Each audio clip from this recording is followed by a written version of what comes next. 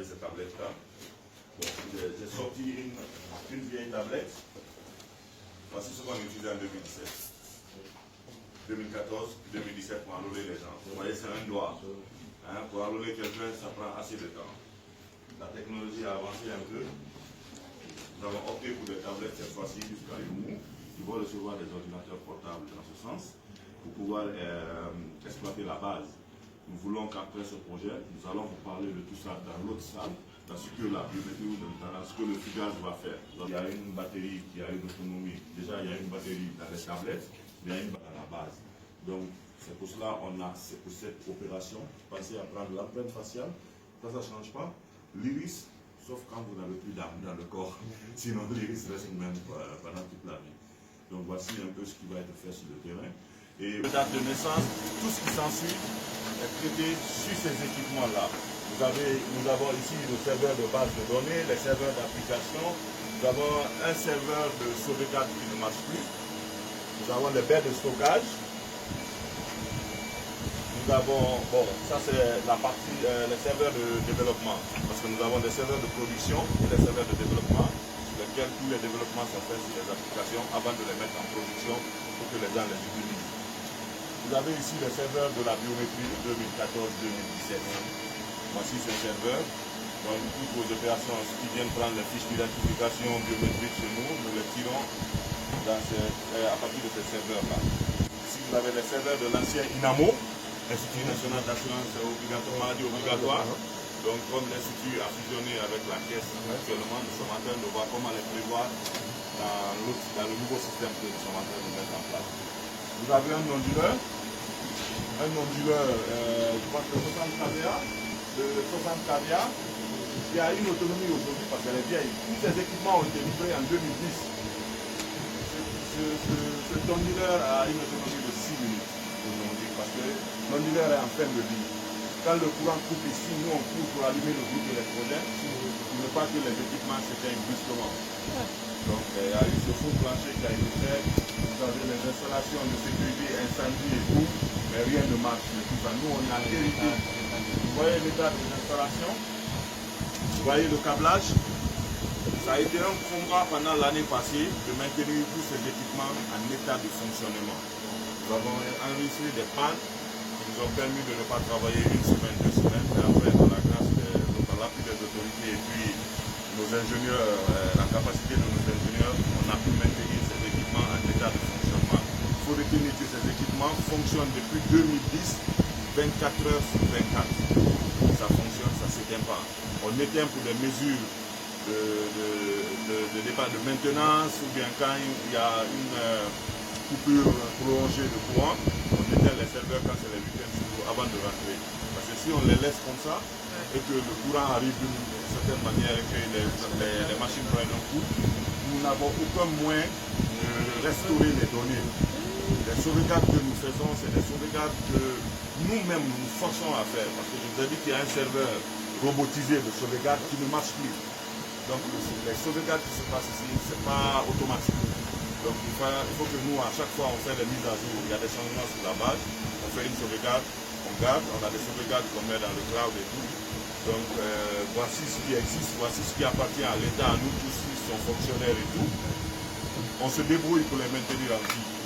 Ils sont en état de vie. Il n'y a même pas de support sur le fabricant IBM. Le support est arrêté. Ça fait plus de 4 ans, ils ne font aucun support. Ça veut dire quand on a une panne ici, on appelle l'IBM, on a une panne, ils disent non, nous on ne fait plus de support de ces équipements-là. Et je rajouterai, vous conviendrez avec moi que ça, ce n'est pas digne d'un État. Vous voyez les installations, l'état des installations, ce n'est pas digne d'un État. Ça veut dire qu'on a laissé le système de l'administration publique pour eux. Si ces serveurs s'éteignent là aujourd'hui, c'est qu'on n'a plus de base de fonctionnement. Certains n'auront pas leur salaire. Ils seront payés sur le salaire basique. Exactement. Le salaire de base, sans les primes, sans rien. Et c'est une des motivations pourquoi on a mis ce projet finance. Parce qu'encore une fois, au-delà de la biométrie, il y a ce volet infrastructure. Il fallait qu'on arrive à mettre à niveau les installations, qu'on fournisse des équipements de dernière technologie pour que l'État guinéen, pour que les Guinéens soient fiers de ce qu'ils font. Et aujourd'hui, quand on est là-bas, vous allez voir, ce qu'on a fait, je crois que la sous-région sera négligée. Vous voyez comme fil là-bas, comme câble. Tout ce que vous voyez comme fil, comme câble, encombrant, voici tout ce qui est câblage là-bas est ici. Ce câblage permet de relier les 3 bâtiments. Le bâtiment de l'INFP, l'étage, le bâtiment là où il y avait la conférence tout à l'heure, le bâtiment qu'on va visiter à l'INFP. Et il y a 3 coffrets dans ces bâtiments qui sont reliés par fibre optique. Et ce coffret-là est lié à la nouvelle salle qu'on va visiter par fibre optique. Donc ce qui fait que la communication va être fluide. Je vais vous dire ce qui a été fait côté câblage aussi, et dans l'autre salle. Parce que la nouveauté c'est là-bas. Hein? De rendre compte à l'évidence qu'il y avait la nécessité de corriger ce qui est là. Nous avons hérité l'année passée, moi je suis là depuis mars, de cette salle, on ne peut pas jeter. Hein, il faut faire avec l'existant. On s'est débrouillé à faire au moins des résultats probants avec l'existant. Parce qu'il y avait déjà une base de données du temps. On a des sauvegardes. On a des sauvegardes, mais on ne peut pas faire tourner. On ne perdra pas les données, mais on perdra les applications. On perdra, si vous voulez, l'historique. D'accord, mais pourquoi vous n'avez pas trouvé de solution pour pouvoir récupérer tout ça? Ça, c'est sûr. On va dans la nouvelle salle. On va vous montrer ce que nous avons pu réaliser. Nous allons partir là-bas. Ah, c'est le rack. Ça, c'est le rack. Vous ne voyez même pas ça d'abord. Tout ce qui est dans cette salle se retrouve dans ce rack-là. Se retrouve ici aujourd'hui. Dans ce rack, en fait, je vais vous parler de la salle d'abord. Vous allez voir, c'est un nouveau faux plancher qui est fait. Tout le câblage est en dessous. Vous avez des capteurs en dessous pour l'humidité. S'il y a l'eau, ces capteurs permettent d'éteindre les machines pour ne pas qu'il y ait court-circuit. Vous avez les capteurs de fumée, les détecteurs de fumée. Dès qu'il y a la fumée qui se déclenche, vous avez les détecteurs de fumée ici.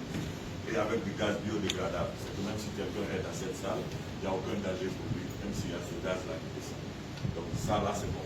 Je vous ai dit que ce coffret, l'autre coffret, est relié à ce coffret, la connexion internet et tout ce qu'il faut. Dans le cadre du projet FUGAS, ce qu'il faut retenir, il y a un premier volet, c'est le volet politique des fichiers. Vous savez aujourd'hui que la gestion personnelle se passe à travers beaucoup d'autres fichiers que non seulement nous n'avons pas. Il y a des fichiers un peu partout qui nous permettent de gérer comme les pensionnés, à travers la caisse de prévoyance, c'est le budget qui paye, il y a le secrétaire général du gouvernement qui a le fichier des actes, nous avons le fichier de gestion administrative. Nous avons, dans le cadre de l'audit, le premier volet, pris tous ces fichiers-là, nous les avons audités, individuellement pris, nous avons ressorti les insuffisances de tous ces fichiers, nous avons effectué un croisement sur le matricule, la date de naissance, nom et prénom, filiation des agents, pour en sortir un seul fichier provisoire qui a été chargé dans le système pour le pré-enrôlement. Donc ça c'est un premier volet. Le deuxième volet du projet FUGAS, c'est la constitution du FUGAS, le fichier unique de gestion administrative qui sort lui-même. Ça c'est en cours. Ce fichier que nous allons sortir de ça aussi, nous allons le comparer avec ce qu'on fait avec la biométrie pour se rassurer que dans le fichier FUGAS, il n'y a qu'un seul matricule par agent et le matricule ne se répète pas. Il est unique dans toute la base. On va vous montrer les équipements qui permettent de s'assurer de cela. Et le troisième volet du projet FUGAS, c'est le volet infrastructure. Vous avez vu tout à l'heure, on vous a montré les équipements qui vont être livrés au DRH, au chef de division des ressources humaines. Mais au-delà de ça, au niveau du ministère du Travail et de la fonction publique, nous avons fait la refonte totale de l'infrastructure réseau. Nous avons déployé 250 prises informatiques. Dans chaque bureau ici, vous avez 2 prises. Nous avons déployé aussi plus de 50 bornes Wi-Fi pour l'accès à Internet. Parce que la plateforme que nous allons mettre en place, elle va être full web. Ça veut dire qu'elle va être utilisable même avec votre smartphone, avec l'ordinateur, avec le téléphone et tout ce qui s'ensuit. Elle va être full web. Donc ça, c'est un volet non négligeable. Il y a quelqu'un qui a touché. Ça, c'est un volet non négligeable du projet. Donc l'autre aspect du projet aussi, c'est le développement informatique qui va être fait. Vous savez que nous avons un système de gestion des fonctionnaires et agents de l'État qu'on appelle ici le SIGFAE, qui nous permet, il y a 12 modules. Il y a des modules qui nous permettent de gérer le concours de recrutement. Il y a des modules pour la gestion du courrier et la gestion du dossier.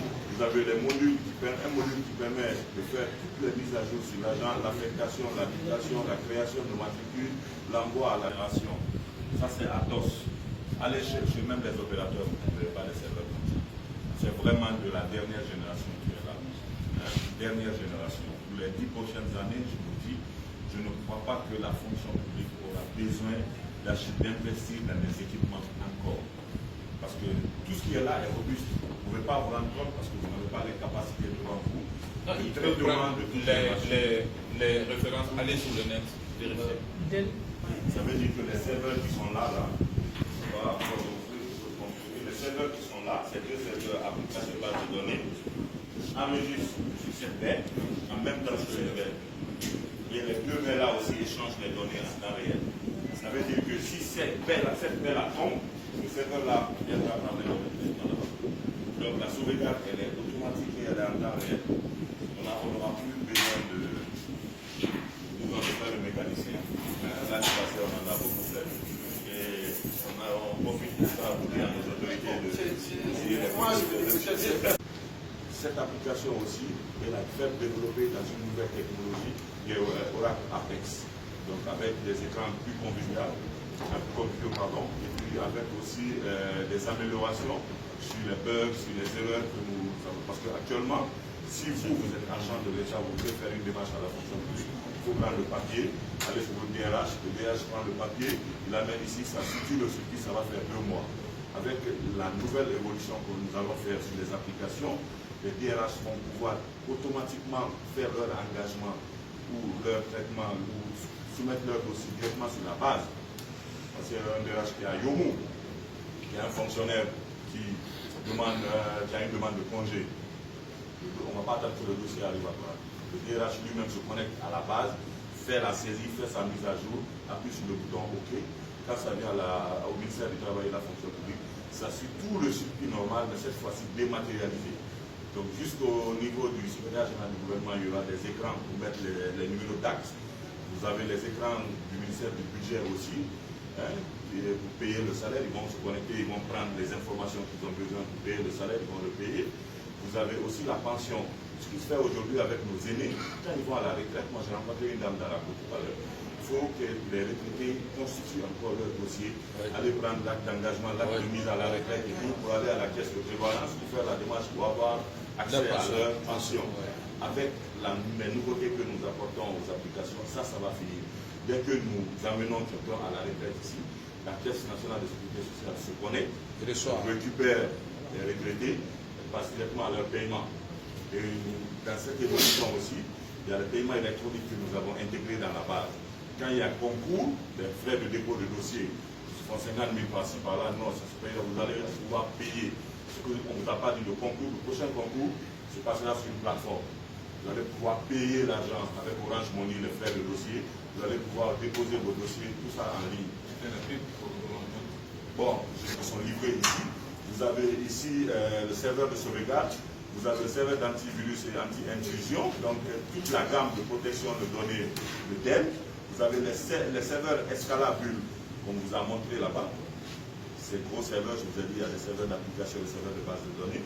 Vous avez les serveurs de la biométrie. Je vous ai montré tout un rack consacré à la biométrie. Aujourd'hui, on n'a que 2 serveurs pour la biométrie. Vous avez le serveur de production. Quand on va prendre ces tablettes, on va enrôler les gens. Toutes les données seront remontées au site central qui est en construction. Ça vient sur ce serveur. Cet autre serveur va être le serveur de matching qui va nous permettre de s'assurer que dans cette base qui va être là, il n'y a qu'un seul serveur, et un seul matricule et un seul individu. Et il va coller le matricule à l'individu. J'ai oublié aussi au niveau de l'application l'évolution que nous allons de l'interopérabilité. Nous avons demandé aux agents pour se préenrôler de mettre leur numéro d'identification nationale. Donc c'est pour se brancher à la base de l'état civil du ministère du Travail et de l'administration du territoire. Voilà, pour pouvoir les identifier. En fait, après ce pré-enrôlement, nous, la fonction publique, on ne va jamais vous demander carte d'identité ou bien quoi. On ne va jamais vous identifier. Quand on veut vous identifier, on se connecte à la base de MATD, on prend vos informations là-bas. Donc ça, c'est la même chose comme pour... Bon, vous avez aussi une baie de stockage. Vous avez le baie de stockage ici, au moins quelque chose de 18 bits dans ça aussi. Hein? C'est bon que le ministère du Travail et de la fonction publique investisse dans les équipements. Donc la baie de stockage, nous avons autour de 450 téraoctets. Aujourd'hui, même les données de la CENI, on peut les héberger ici, si on ajoute d'autres équipements. Ce que je n'ai pas dit, tout ce qui est dans ce rack est redondé. Si ce serveur-là tombe en panne, il y a un autre serveur qui prend le relais. Ce rack-là, individuellement pris, est redondé. Tous les équipements. Hein? Même les switches qui sont là pour le réseau, c'est redondé. Il y en a deux. Hein? Physiquement redondé. Hein? Quand on tombe en panne ici, il y a un autre équipement qui prend le relais ici directement. Donc même si ici il y a le feu et que ça brûle, cet autre équipement-là, cet autre rack, prend le relais automatiquement. L'utilisateur ne se rendra même pas compte qu'il est soit sur ce serveur ou sur ce serveur, parce que le temps de balancement tourne autour de 4 secondes à 4 minutes selon la connexion. Ce rack, nous avons prévu de le poser ailleurs, au ministère de la Défense, au camp Samori.